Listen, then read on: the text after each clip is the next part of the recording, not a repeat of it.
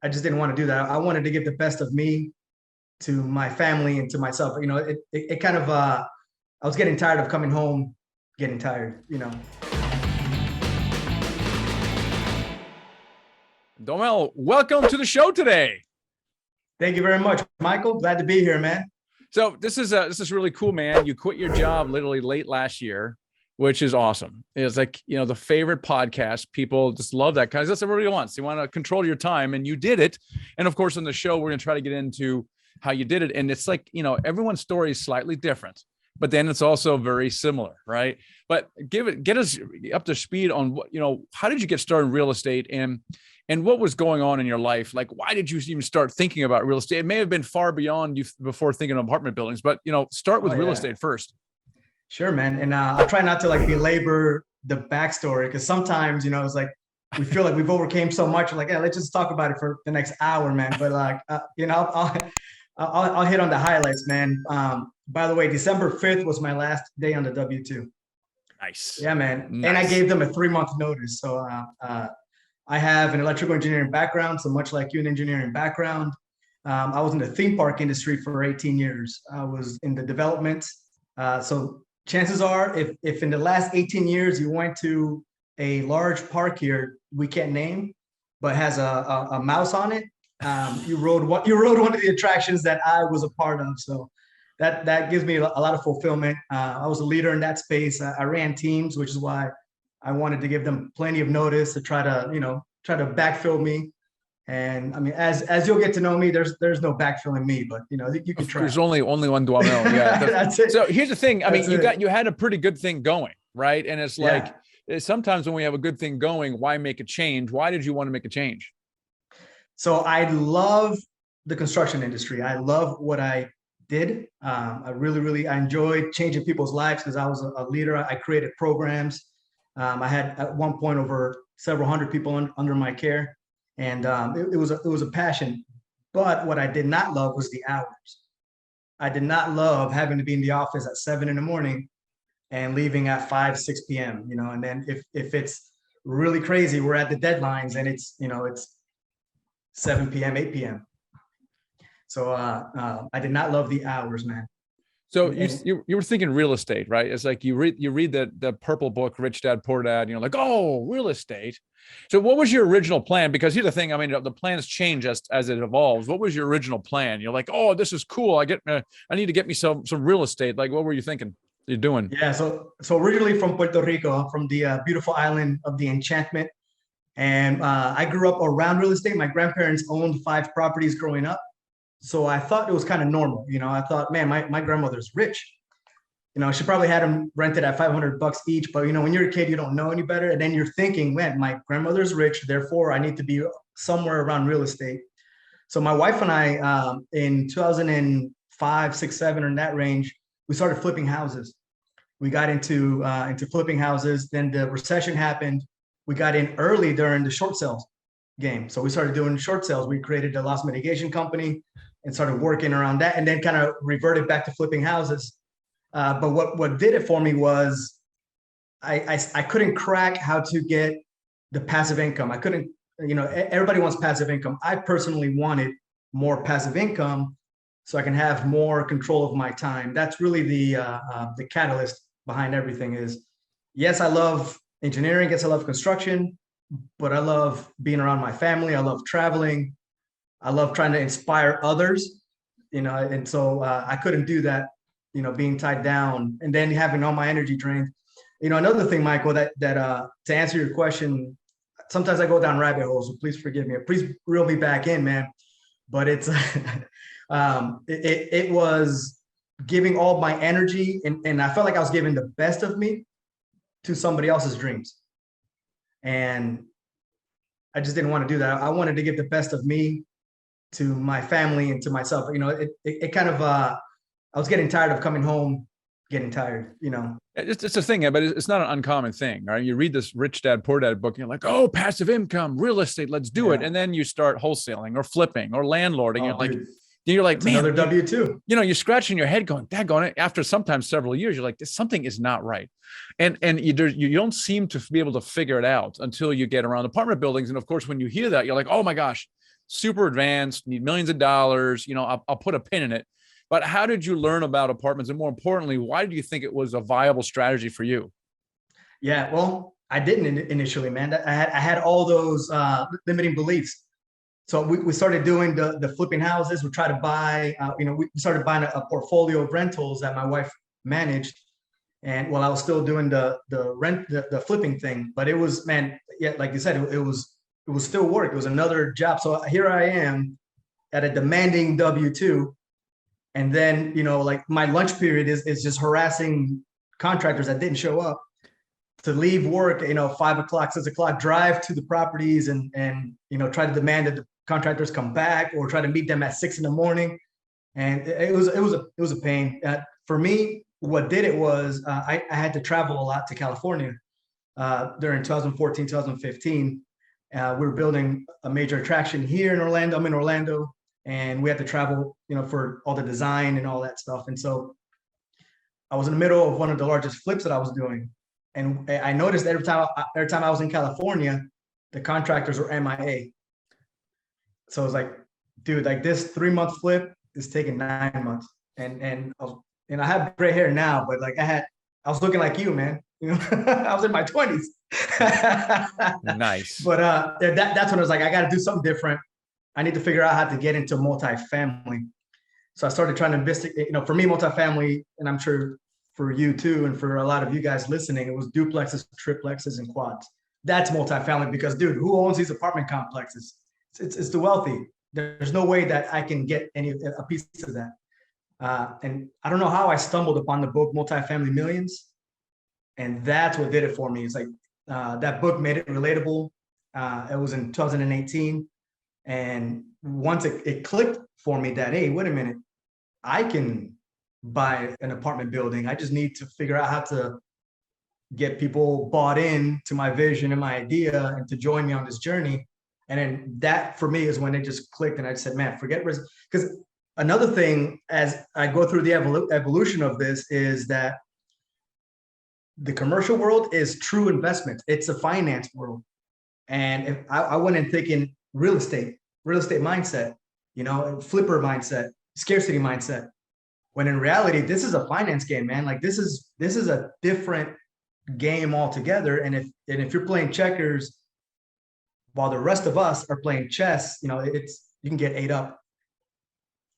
Well, the reality is, and I actually came from the flipping duplexes, triplexes. I mean, we did more of a little bit of a longer term hold strategy, but they were in some bad areas. So there were a lot of D-class stuff. And that was the only way that we could fathom how to get into the business, just starting there, right? And so then you had the challenge of, even if you have a portfolio of those smaller multifamilies that are sub 4 units, and sub 4 units is not commercial multifamily, that's just residential multifamily.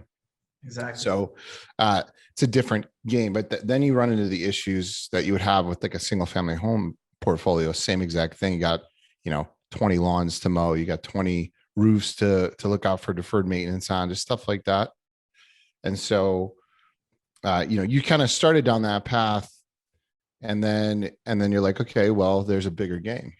And there is, man. For us, it was like inching into it. So we were like, okay, let's buy like next thing I think was a 30 unit. Like, oh, we could do a 30 unit. And then it was 50. And then we just kind of scaled up that way. And then we found money along the way to do it. Curious, like, how did that look for you? Yeah, that's an excellent question. For me, it clicked once I realized that it wasn't about me anymore. Once I really understood the chess game, it was no longer checkers. I realized, man, it's not about me getting rich, which is that scarcity mindset, that flipper. And again, I'm not disparaging flippers. That was my mindset when I was doing, because like it's this one house in this one block, and I have to have it, and only I can wholesale this thing, and I have the control of this thing. Once I realized, like, I had an aha moment that my job is to serve others. My job is to create investment opportunities for others and bring others along. And it's not about the slice of the pie. It's about making that pie bigger and bigger and bigger, making that pie infinite. And once that clicked for me, that's when I started launching out and actually during 2020, we had the great pandemic, right? I mean, we're still in it, but we had the great pandemic. And I remember seeing all the podcasts and everybody was like peeling back and saying, hey, let's just stop. Let's just see what's going on in the market. It was a couple of Marches ago, but they're like, hey, let's just stop. Let's freeze. Let's not do anything. And everybody was like, all of a sudden was the expert saying, we don't know what's going to happen. We're not going to do any distributions. We're not going to do anything. That's when I called my partner, Myron, my partner in crime. And I'm like, dude, we need to strike. Like now that the people are falling asleep, be greedy when others are fearful. And man, we jumped. I was in the middle of a cold calling campaign, but I 10x that thing, especially because I was allowed to work from home. So man, I just started calling. So one of the issues always is, how do I find the capital to do these larger deals, right? So how did you do that? Right? Because most people are uncomfortable with the thought of raising capital, asking friends and family. They're afraid they don't want to beg people or manipulate people, and have never asked for money before, right? So how did you leg into that? Because you've raised over $6 million at this point, but you had to start somewhere. How did you start doing that? I started really small, but it was grassroots, believe it or not. So we did a lot of friends and family. We did local seminars. Started renting the HOA clubhouse, and we ended up buying a big screen TV, and we would fit 10 to 30 people in it, and just one by one, grassroots, started building up the database. I would go to local RIAs and just start networking there. Eventually, they let me start presenting there. So I was presenting. You'd be familiar with it, but it's a sample package deal. Yeah. Oh, is that right? Yeah. Okay. Yeah. Talk about it a lot. Yeah. Yeah. So you start presenting that. I start talking about the benefits of syndication, and that's how I started growing the database. So then, while others were fearful that we got greedy, started making cold calls. Found several tired landlords that like, dude, I don't know what's going to happen. I just want to get out of these properties. So that's how we landed our first deal. It's an 11 unit. So how did as you started cold calling owners, how did you get that list? First of all, we paid CoStar. So we paid up. We paid up. And so what we did is we started farming our markets, Central and North Florida, and just started. So we got the list. We curated the list. You could filter out what's a landline and what's a mobile phone number. And it was a mobile phone number. I just started dialing for dollars, man. Like I didn't have a system. My system was my Samsung. Yeah, it's pretty cool. All right. So you started calling these owners, and I'm sure you probably didn't connect with a lot of them. They didn't return your phone calls. And so how did that go? I mean, was that, were you very encouraged? Was it more of a discouraging experience? Like, what was it like? Dude, it was discouraged. The very first round was ultra discouraging. After getting cussed out, because it's okay when people don't answer. That's okay. You're kind of afraid. You kind of don't want them to answer, but then when they answer and they cuss you out, that's not a good feeling. But I had a lot of encouragement from friends and family and peers that that I had met through networking, who said just keep calling, and eventually got several on the hook, man. So you got several on the hook, and then how did you induce the 11 unit to sell to you? He sold himself to me. So in the conversation, he talked about how it was the classic tired landlord. I want the phone calls to stop. These tenants are so needy. I have 3 vacancies because I just don't want people in them. I don't even want to market. And the dude's, when he's talking to you, and he's because we drove down in person, and he's literally crying, literally crying. Yeah, he's like, just make this phone call stop. That's what keeps resonating. Just make these phone calls stop. And that's when I was like, I can do that for a price. So he was suffering, basically. You found a classic house flipping motivated seller. And that's cool. So he goes, man, when can you come? I need to take this off. I need to get rid of this. So then you did a deal with this guy, and you bought it directly off the owner.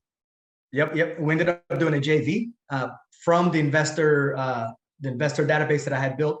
We also did a webinar. And again, shame on me, right? I don't have any social media. I'm working on that, I promise. But it's all been, everything that I've done to date has all been grassroots. And, we did a webinar, and from that webinar, we had a ton of interest of people that wanted to partner with us on this JV. So we did it as a joint venture, just 5 people. And we recently exited that and had doubled the value on that property. So it was great. I love it. I love it. Now we talk about the law of the first deal a lot, and I'm curious if it, what happened after that, if that played any kind of role, and what your second and third deals were like. Yeah, man. So first and foremost, thank you for this. He's holding up. You're holding up the red coin for people not watching this on YouTube. He's holding up the financial freedom coin, which we award to people who we somehow influenced into their first deal to get a red coin. And so that's what he's holding up. Oh, and the handwritten note. That's pretty cool. Yeah. Yeah, okay. man. That's pretty cool. And now that you quit your job, we have to send you the blue coin, which is pretty cool. So you got that first deal for that 11 unit, which is awesome. And then what? Then I 10X'd. Then immediately thereafter, I got 101 unit under contract. Wow. Also from an older seller. It was a mom and pop guy. He owned it for 15 years. So we closed on 11 unit in October, and we closed on a 101 unit in December. And did you get that also through your cold calling campaign? Cold calling campaign, 100%. That's now. So the first one you did JV, 5-6 people putting in, a bunch of money. Now for 101 unit, I mean, that's a bigger deal, right? How much money did you have to raise? And how did you get from what did you raise in your first one to this one? We raised $250K on the first one. On the first one, that's pretty good. So it's 50,000. That's awesome. And then what did you raise on the 101? 2 million on the 101. And how much time went by, and what did you do to go from 250 to 2 million? Man, that's an excellent question. Networking. It's all who you know. It became networking. So I suck at CRMs, but I'm pretty good at Excel. Yeah. So I just created a list of everybody that I've met, whether they're in the game or not, and then just constantly following up. Once I had this deal on the contract, just started calling. Would you be interested in investing? These are great returns, 7 to 9% returns, and then we got the 15 to 20% AAR, and being able to talk the lingo, but also being able to present the deal and being able to present the SDA, which is what I use exclusively. 100%. But going over, I mean, we called it speed dating, but it was constantly on Zoom calls, presenting the SDA, presenting the deal, and then just making people believers. Just curious, Duamel. So did you start building these relationships prior to the deal? Yes. Like you started that process soon. What was that like? What were those kind of phone calls like? What were you presenting in the pre-stage before the deal? Sure. And full disclosure, I am still doing it. I feel that my job is to continue to raise capital, to continue to find investors. Absolutely. For sure. But it was grow that Rolodex, man, grow that spreadsheet. As anytime I went to a networking event, grab cards and then let a couple of weeks go by and then just start following up. And one of the things that I learned is do what others are not willing to do. Even during the cold calling campaign, I was knocking on owners' doors as well. What are you saying to these people when you talk to them the first time? What does that look like? Like, what kind of, do you have a script you go by that you memorize? What is the conversation like? Just curious. Yeah. Cause you don't have a live deal. You don't have a live deal, right? So that's a fair question. What do you talk to these people about? Yeah. So when I'm talking to future investors, I'm trying to pitch them.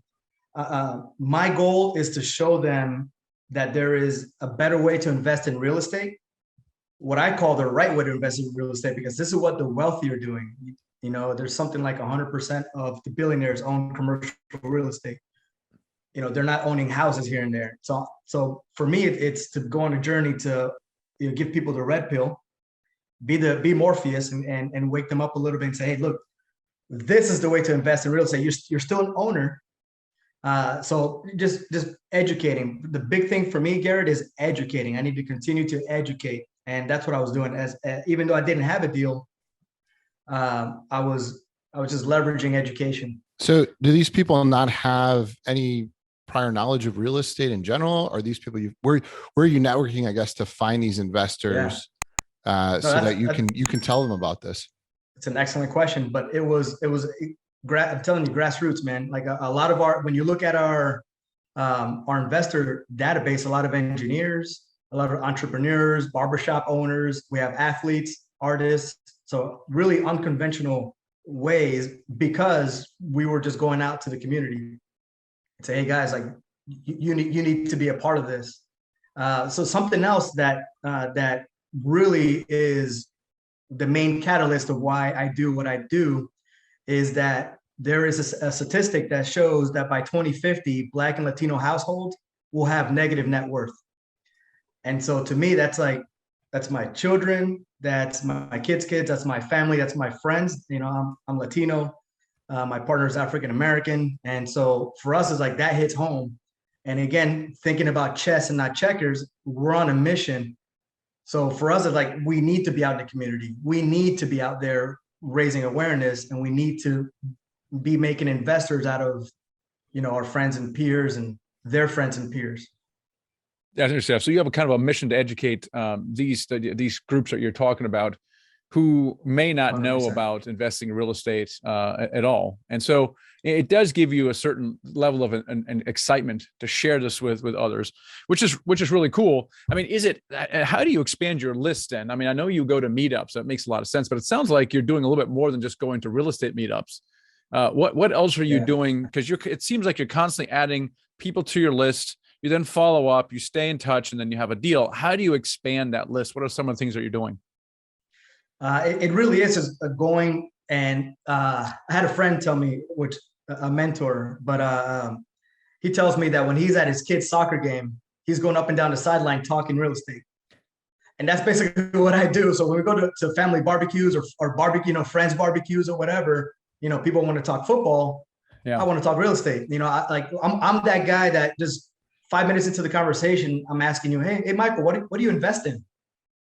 You know, I try to get it real quick, and that's really how we're doing it.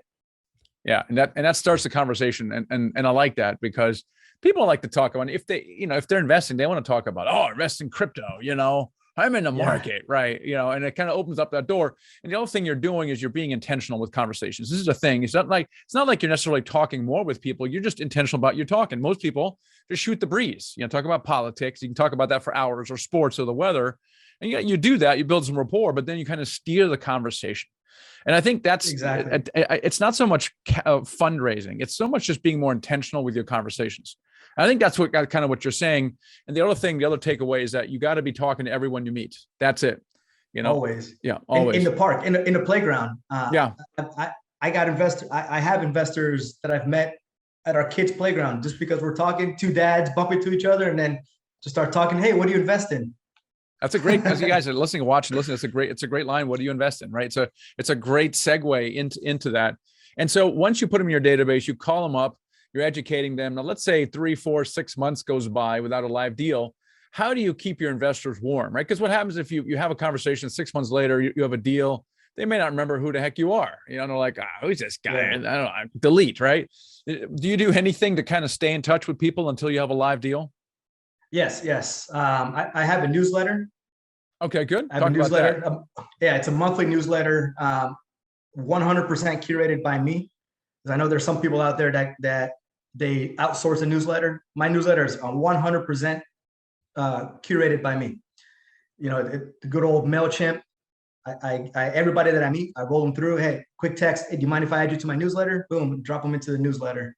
And that's how I create the drip. And whenever there's a deal that's happening, you know, I'll create some buzz there.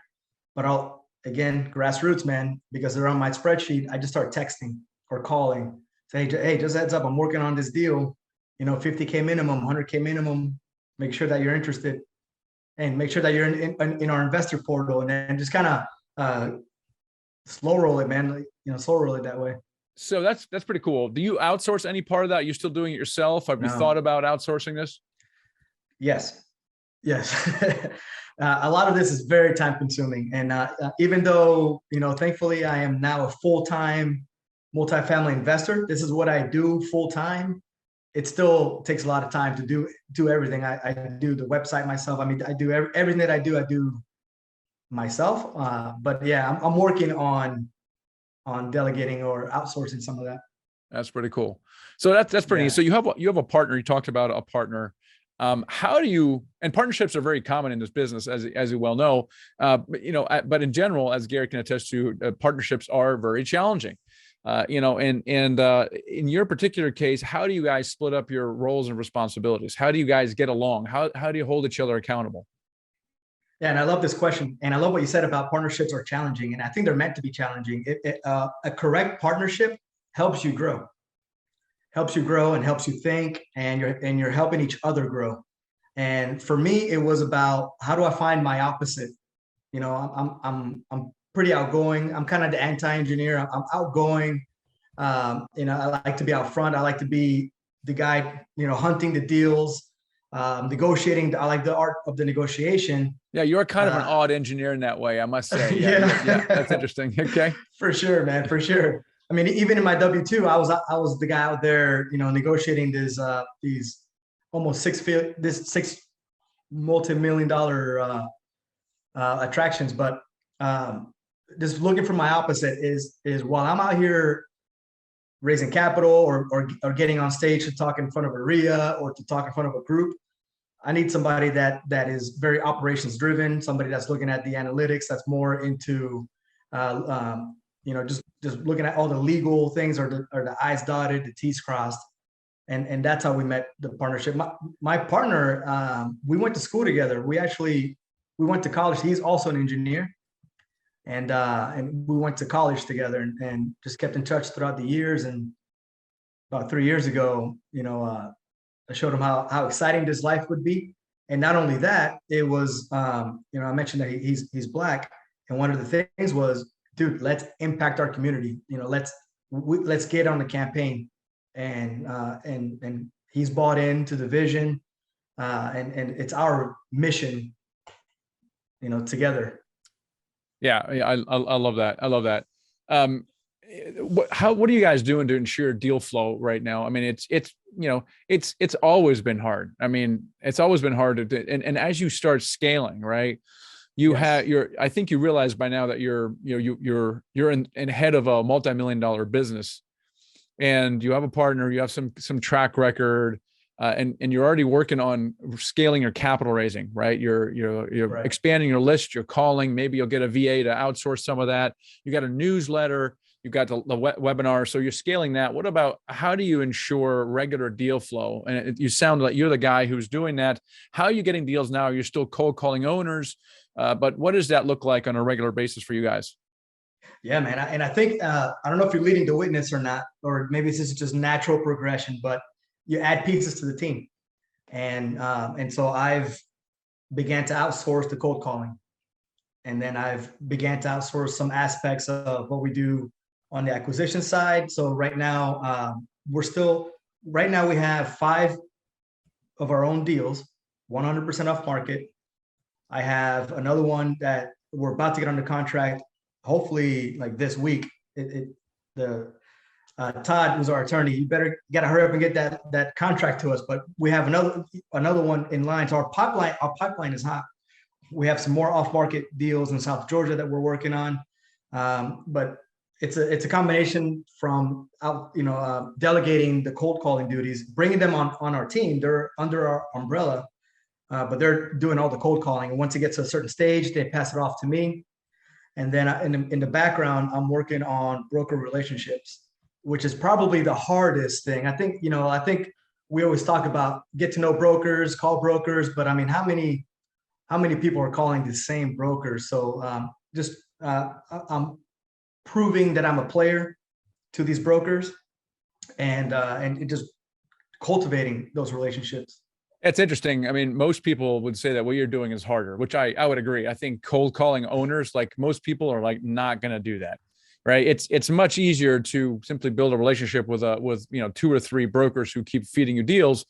And it's funny, now you're approaching them from a position of strength because you now have deal flow and you have track record. So for you, it's going to be much, much easier. I think you've did the hard part. On the other hand, kudos to you, because it's also less competitive. But it sounds to me like you feel like in order to ensure regular deal flow and expanding your business, you do need another lead source in addition to cold calling owners, which is going to be brokers. So that's kind of the next thing for you. Yeah, and not getting away from cold calling, but I'm adding too, especially as we're scaling to 200, 300, 400 unit deals. Like right now, we're investing final on a 400 unit deal in South Georgia. And it's between us, I call it little old us, and a larger group out of here, Florida. But it's because it was off market and because we have the broker relationship that we're being considered. We also have another 200 unit that our property manager brought to us. This is another one that's kind of a key is have good relationships with property managers, treat them well, but also, treat them as part of the team, but obviously don't let them just run away with the business plan. But now we have our property manager giving us deal flow. So we have that 200 unit that completely off market that I'm working on right now, courtesy of our property manager. That's pretty awesome.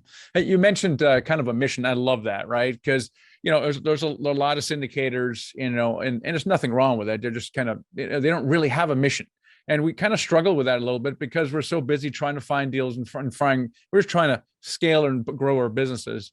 And so, what is your mission? You talked about serving Blacks and Latinos, which is pretty cool.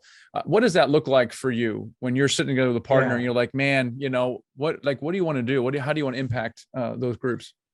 Yeah, 100%, man. And it's because, and I was raised in this community, from Puerto Rico. I was brought here as a young kid, and we grew up in the lower middle class area. Demographics is mostly Black and Latino. And just looking at our surroundings, and beyond our surroundings, we have a lot of professionals. We have a lot of entrepreneurs, not just athletes and artists, but we have salon owners. We have, computer IT business owners. So we have business owners that are generating income, but they just don't know because there's a lack of education in our community. They're just not aware that there is an investment vehicle available to them outside of Wall Street. And that is our mission. It is to go to them, educate them, and have them invest in for us to create those investment opportunities and have them accept those investment opportunities. But the thing is, Michael, that I don't have a number. I was asked at a conference recently, hey, how many doors, I'm sure it's a really good question. How many doors are you trying to get to, right? Hey, what's your number? It's like, my number is infinity, man. My number is when that trend that we talked about earlier, that shows my kids and my nieces and nephews going to negative net worth, when that trend disappears because of me, then I can rest. Yeah.